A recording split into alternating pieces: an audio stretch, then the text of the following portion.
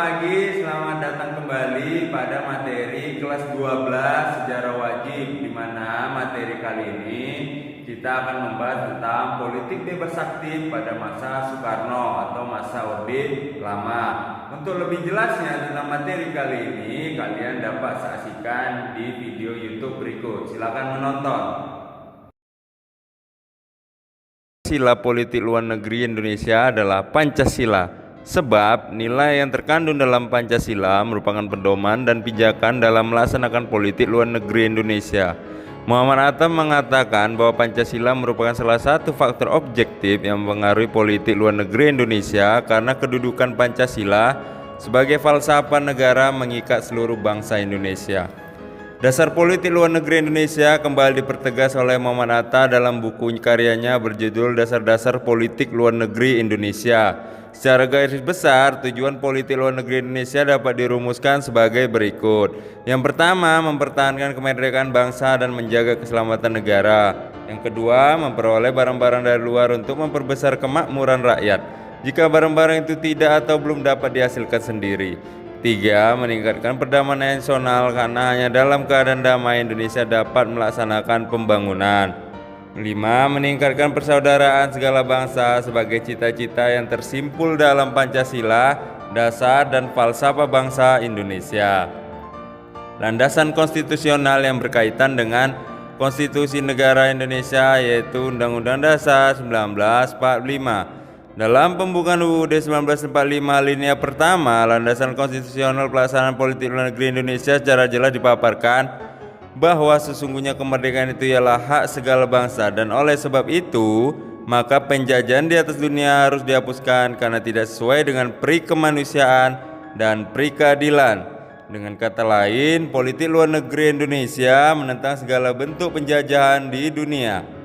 Setiap politik luar negeri pasti memiliki satu tujuan. Politik luar negeri Indonesia juga memiliki tujuan, yaitu mengabdi kepada tujuan nasional bangsa Indonesia yang tercantum dalam pembukaan Undang-Undang Dasar 1945 alinea keempat yang menyatakan melindungi segenap bangsa Indonesia dan seluruh tumpah darah Indonesia, dan untuk memajukan kesejahteraan umum, mencerdaskan kehidupan bangsa, dan ikut melaksanakan tertiban dunia yang didasarkan perdamaian abadi dan keadilan sosial.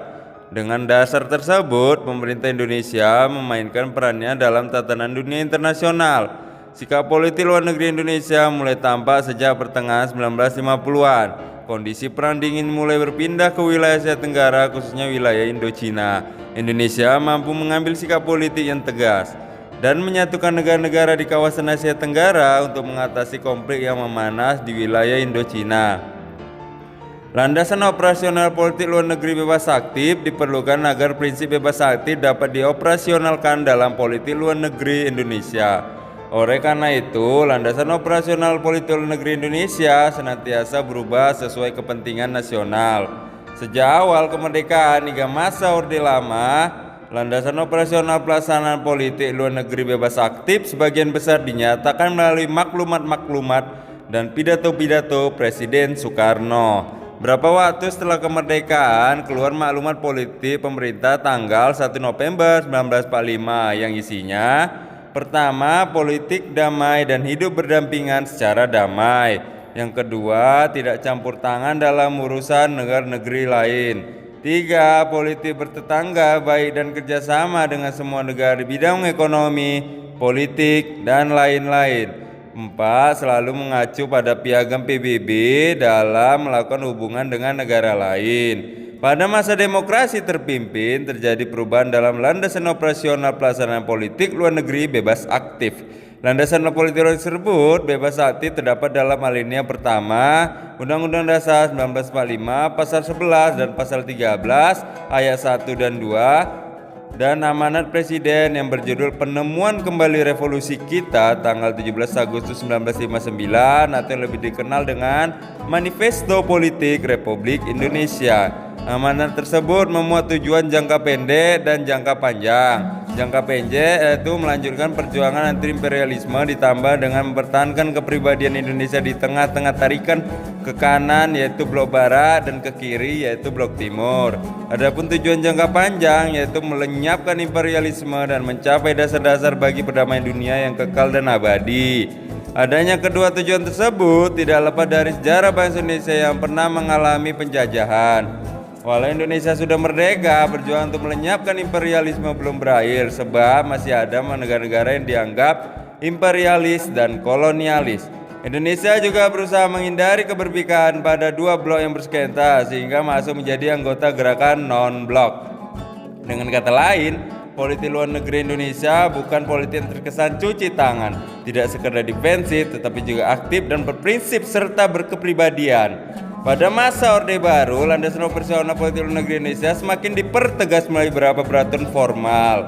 Adapun peraturannya tersebut antara lain ketetapan MPRS nomor 12 MPRS 1966. Ketetapan tersebut dikeluarkan pada tanggal 5 Juli 1966 dan menyatakan bahwa sifat politik luar negeri Indonesia ialah A. Bebas aktif, anti imperialisme dan kolonialisme dalam segala bentuk manifestasinya dan ikut melaksanakan ketertiban dunia yang berdasarkan kemerdekaan, perdamaian abadi dan keadilan sosial. Dan yang terakhir, mengabdi pada kepentingan nasional dan amanat penderitaan rakyat.